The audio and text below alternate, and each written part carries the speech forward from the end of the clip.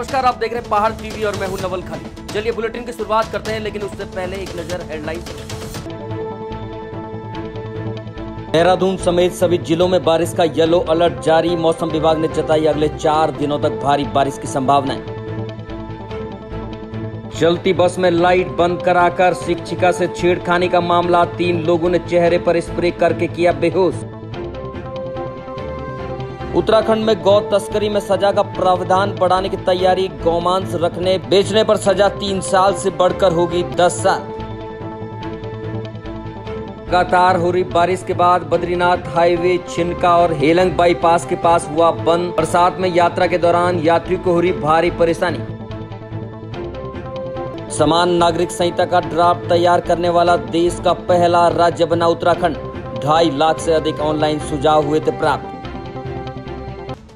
उत्तराखंड सरकार प्रदेश में किसानों की आमदनी को बढ़ाने के लिए लगातार काम कर रही है। कृषि मंत्री गणेश जोशी ने बड़ा दावा किया है कि प्रदेश में चाहे दाल हो या मंडुआ, प्रदेश सरकार ने सभी की एमएसपी निर्धारित की है। इससे किसानों को काफी फायदा भी मिल रहा है। उनका कहना है कि स्वयं सहायता समूह की महिलाओं के जरिए खरीदारी होगी। इस पर उन्हें 150 रुपए प्रति क्विंटल के हिसाब से प्रोत्साहन राशि भी दी जाएगी। उत्तराखंड के ऑर्गेनिक उत्पाद की मांग लगातार बढ़ रही है। ऐसे में किसानों को काफी फायदा पहुंच चुका है। मंत्री गणेश जोशी ने यह भी बताया कि वर्तमान में रासायनिक खादों पर दिए जा रहे अनुदान को आगामी 3 वर्षों तक यथावत रखे जाने का निर्णय लिया है, जिसके लिए पूरे प्रदेश के लिए 3 करोड़ 70 लाख रुपए की व्यवस्था भारत सरकार द्वारा की जाएगी, जिसके लिए मंत्री गणेश जोशी ने केंद्र सरकार और प्रधानमंत्री का धन्यवाद भी ज्ञापित किया है।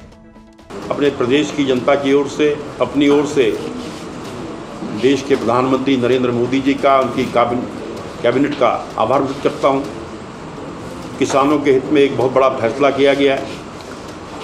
3,70,000 करोड़ का विशेष पैकेज को मंजूरी इस कैबिनेट ने दी है। और जो हम यूरिया पर सब्सिडी देते हैं उसको बढ़ाकर 2025 तक कर दिया गया है। अगले 3 सालों में ये 3 करोड़ 70 लाख रुपया इस सब्सिडी में दिया जाएगा। आज 1700 कुछ रुपया एक उस पर सब्सिडी दी जाती है। और अभी एक मित्र मुझसे सवाल कर रहे थे कि कोऑपरेटिव के द्वारा हमने कितना मंडुआ खरीदा। शायद 14,500 क्विंटल मंडुआ कोऑपरेटिव के द्वारा खरीदा गया है। इसी प्रकार 600 मंडी समिति के द्वारा खरीदा गया है। और हमने इस बार ये सुनिश्चित किया है कि किसान, अच्छा देखने में क्या होता है कि किसान को उसके उत्पाद का सही दाम नहीं मिलता, क्योंकि वो साहूकार, पहाड़ का किसान गरीब होता है, साहूकार उसको उधार देता है और उससे जब फसल होती है तो 22-23 रुपया मंडुआ खरीद कर आगे 34-35 रुपये बेचता है। हमने कहा हम बिचौलियों को समाप्त कर देंगे। हमारी जो समूह की बहनें हैं वो किसान से उसके घर में जाकर उस मंडुआ खरीदेंगी, एमएसपी पर खरीदेंगी। इससे 2 फायदे होंगे। एक तो किसान को उसके उत्पाद का सही दाम मिलेगा, और जो हम 1.5 रुपया किलो इंसेंटिव समूह की बहनों को देंगे, आज 61,000 से अधिक सहायता समूह हमारे चल रहे हैं एनआरएलएम के, जिसमें लगभग 3,59,000 बहनें उससे जुड़ी हुई हैं। और हमने एक संकल्प लिया है कि 2025 में जब हमारा राज्य 25 साल का होगा, हम 1.25 लाख बहनों को लखपति दीदी बनाएंगे। उस दिशा में भी एक कदम होगा।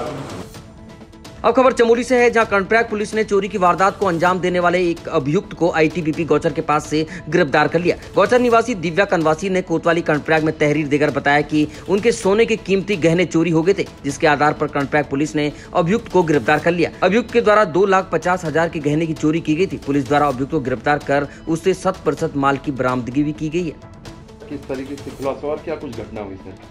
ये 25 तारीख को श्रीमती दिव्या कनवासी द्वारा एक तहरीर दी गई थी, जिसमें उनके द्वारा बताया गया था कि वो पिछले 14 तारीख को कहीं बाहर घूमने गए थे, तो उनके द्वारा घर पे आके देखा गया, उनके घर के ताले टूटे मिले और घर से कुछ ज्वेलरी भी गायब मिली थी। तो इसमें तत्काल अभियोग पंजीकृत कर लिया गया था और इंस्पेक्टर कर्णप्रिया के नेतृत्व में टीम का गठन किया गया था। इसमें चौकी इंचार्ज कोचर और उनकी टीम द्वारा भी काफ़ी प्रयास किया गया और इसमें तकरीबन 50-60 CCTV कैमरे देखे गए और सुरागग्रस्त पता रसी के लिए अलग से टीम नियुक्त की गई थी और इसमें कुछ सस्पेक्टेड को आइडेंटिफाई किया गया था, जिसमें से एक अभियुक्त को गिरफ्तार किया गया और उससे माल 100% बरामद हो गया है, जिसका नाम सुमित खत्री है। ये पूर्व में भी गोपेश्वर से जेल गया है इसी साल।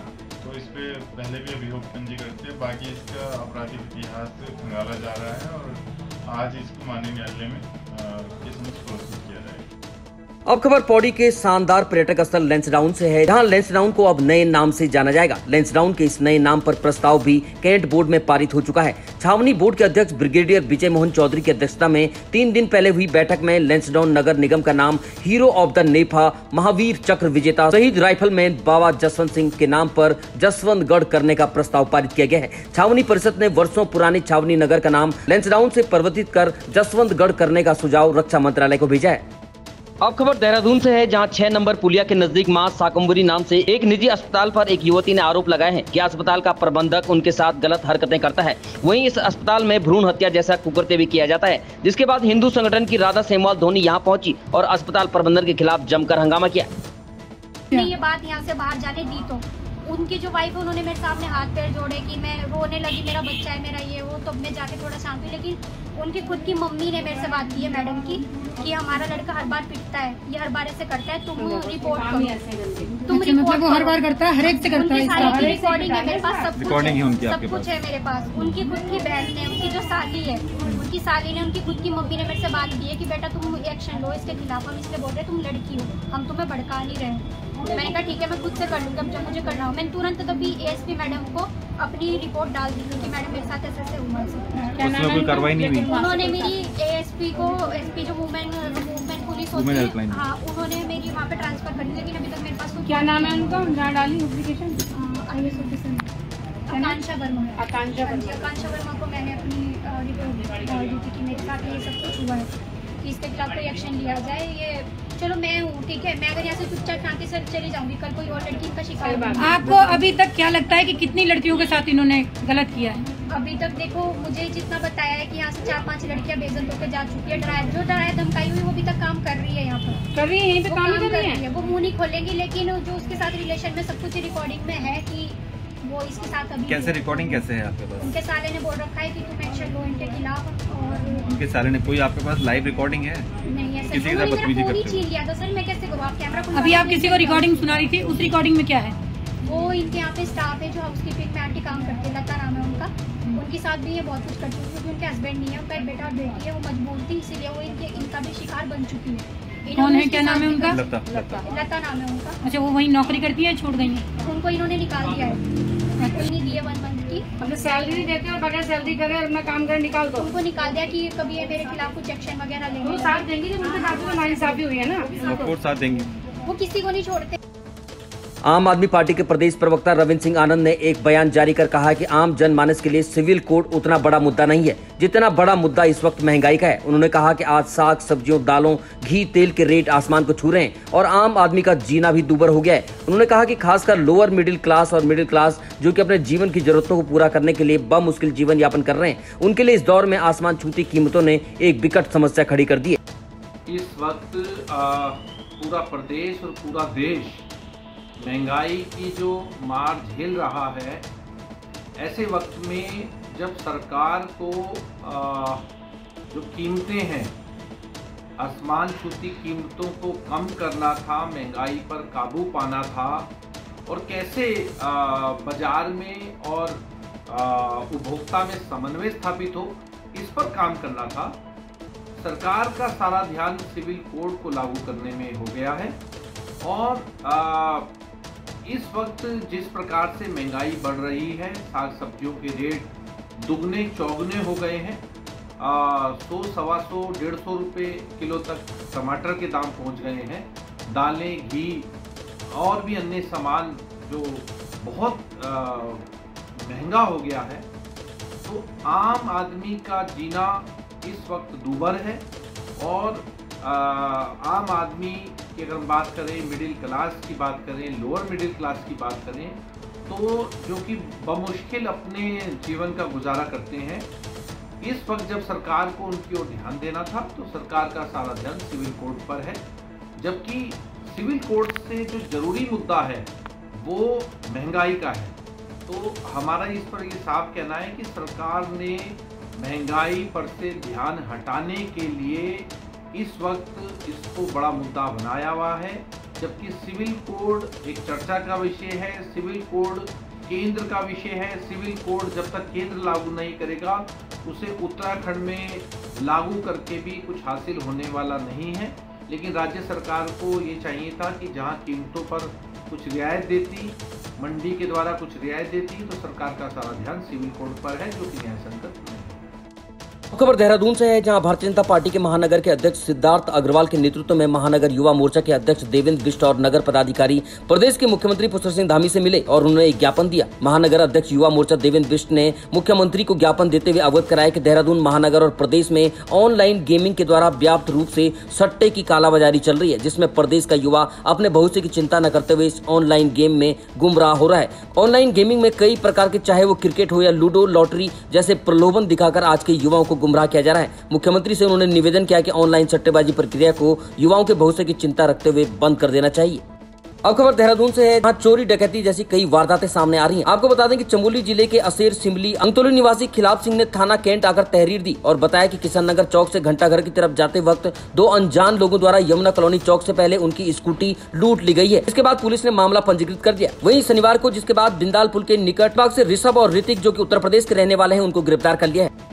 देहरादून में युवा लगातार नशे की चपेट में आ रहे हैं। आपको बता दें कि देहरादून में अधिकतर छात्र और छात्राएं, कई लोग पढ़ने के लिए आते हैं। यहाँ का युवा धीरे धीरे स्मैक और चरस की चपेट में आ रहा है। आपको बता दें कि पुलिस ने देहरादून पटेल नगर के नासिर नाम के एक व्यक्ति को 207 ग्राम अवैध चरस के साथ गिरफ्तार किया है। अभियुक्त एक सातिर किस्म का अपराधी है। आपको बता दें कि अभियुक्त चरस बेचने के लिए जा रहा था। इस बीच पुलिस ने उसे पकड़ लिया है।